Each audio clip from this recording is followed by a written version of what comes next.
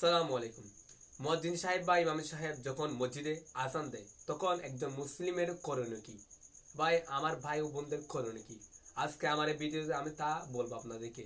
সম্পূর্ণ ভিডিওটা শেষ পর্যন্ত দেখবেন। মুয়াজ্জিন সাহেব যখন মসজিদে আজান দেয় তখন আপনি যদি বই পড়তেছেন, বই বন্ধ করে ফেলবেন। মোবাইল দেখতেছেন, মোবাইল বন্ধ করে ফেলবেন। বা কোরআন শরীফ পড়তেছেন, কোরআন শরীফ বন্ধ করে ফেলবেন।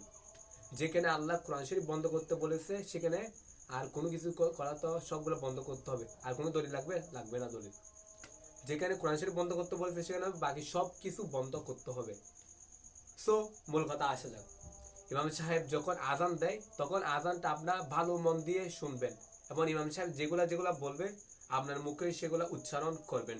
শুধু হাই আলাস সালাহ আর হাই আলাল ফালাহ এর উত্তর আপনি বলবেন।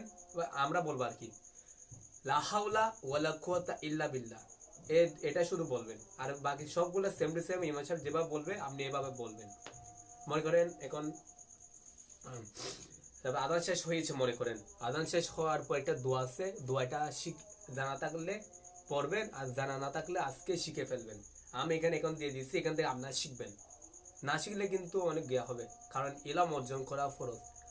আমি আপনাদেরকে বলতেছি কিন্তু আপনি শিখতেছেন না, তাহলে কিন্তু আপনি আরো বড় গুনাহ করবেন। সেজন্য দোয়াটা আজকে ভালো করে শিখে নেবেন। আমি যেভাবে উচ্চারণ করতেছি আপনি সেভাবে উচ্চারণ করবেন।